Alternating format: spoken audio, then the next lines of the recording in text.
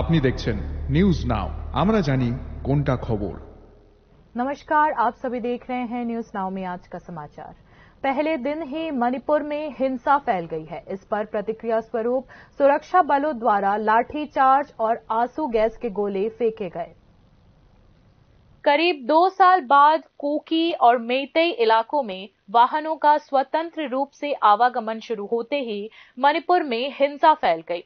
शनिवार को इम्फाल, चुराचांदपुर, कांगपोकपी, बिष्णुपुर और सेनापति के जोड़ने वाली सड़कों पर बस का चलना शुरू होते ही कुकी समुदाय के लोगों ने विरोध प्रदर्शन करना शुरू कर दिया। इस दौरान सड़क पर पथराव और पेड़ काटकर